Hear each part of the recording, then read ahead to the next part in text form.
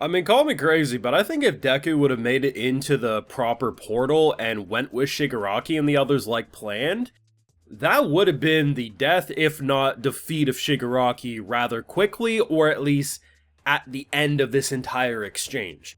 Because as it stands, without your crucial key member, a lot of things have to be adjusted on the fly. But the longer it went on, the more perfect of a defense it was. If we rewind to the previous encounter with Shigaraki, they all would have died without Eraserhead. Obviously, that's not going to work the same way again. He's actually going to be at close to full capacity, if not full capacity. The idea of a coffin in the sky and the counter to decay, that if he does get decay on any part of this, electrified fence that he can't really do much of, it gives you opportunity to lay smackdowns, and if he does decay, that piece propels itself up, it gets destroyed, nothing else is destroyed, and they quickly repair it on the fly with combinations of mass producing the material and quick fixes. That alone was just so cool, but then when you see Aizawa and the other outside and how you're also eliminating his ability, now granted, we see that he has other tricks up his sleeve, but you have to imagine if Deku, their key player, was actually there, how quickly that might have been a W. Do I still think they might be able to? Maybe. But it ain't gonna be easy. I keep thinking I can pick a favorite moment in this season, and then week after week, they keep surprising me. Like, I think, oh, that's the craziest thing, but no, like, My Hero started off as a good show, and has elements of great and amazing moments all throughout these seasons, but seasons 6 and 7, man, are certified masterpiece, and no one's going to change my mind. I have full live reactions over on Patreon, though. If you want to see my full Inca thought to any of these My Hero Academia episodes, it's going to be over there exclusively. The plan is brilliant. Like, I didn't know what the whole thing was, other than getting a surprise on them, but separating them the way they did is so cool, because as they say, do you think these cages are going to hold us? And it's not about holding them for good.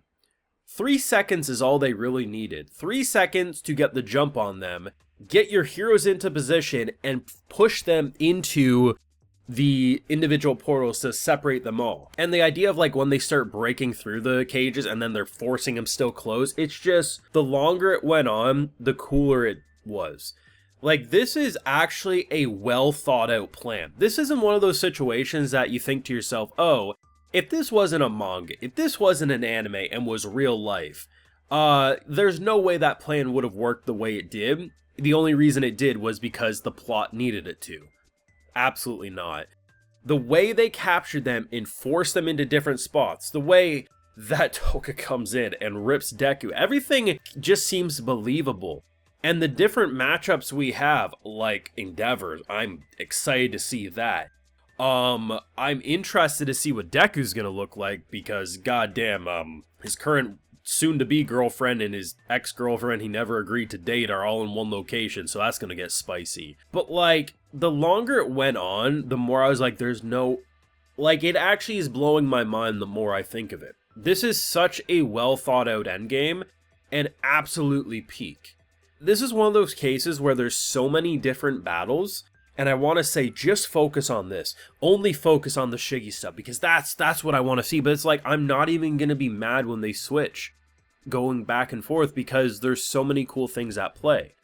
And the idea that we all knew, we needed to separate these two, because if together, it's all over. How are you going to separate them? And then the idea of how, like, we control the parents as well as Ayama, and the idea that it wouldn't be a lie, so then there's nothing to detect, we get the jump, teleporters in, it's just like such an effective strategy. But the fact that when your big bad villain can look you dead in the eye and say, oh, you know, that's actually pretty clever.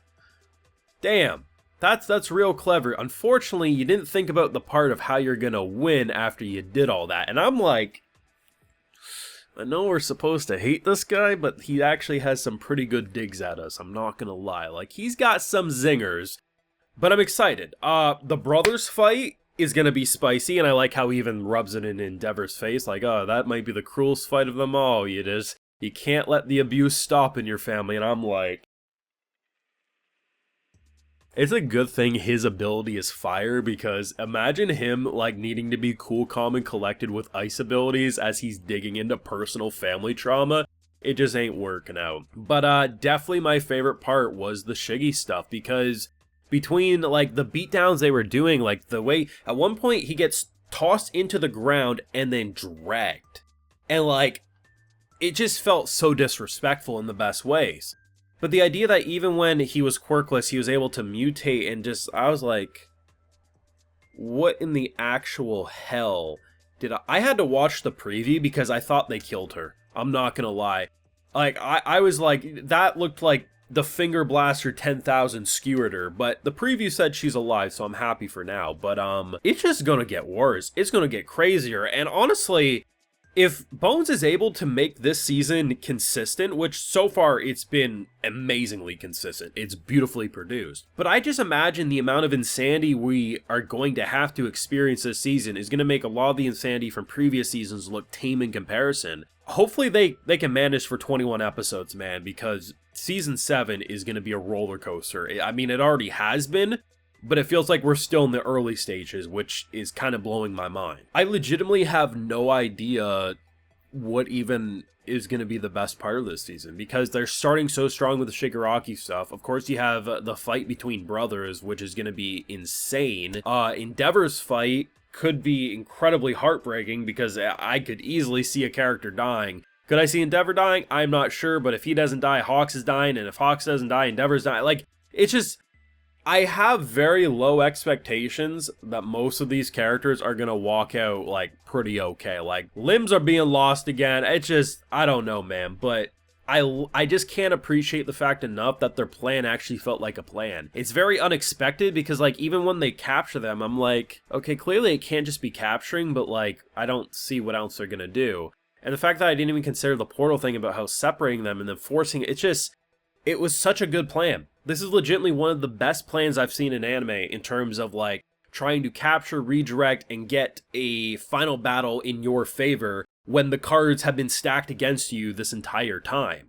Like, all I can do is give a round of applause, say My Hero Academia is a certified masterpiece right now, and I don't give a shit what the internet says, man. So many people fell off of My Hero, and all I can say is they fell off a peak, because this is great. Let me know what you thought down below. Be sure to leave a like if you enjoyed, subscribe if you're around here, of course, ring that bell, and like I mentioned, full live reactions over on Patreon, and hey, while you're over there, I'll also give you a video shout out. Alrighty, so today we have Chris He, Danny Chow, Sean1815, Napoo, Tyler LaCour, and Gun Bunny. So I appreciate the support, everyone. Please take care, and you all have a good one.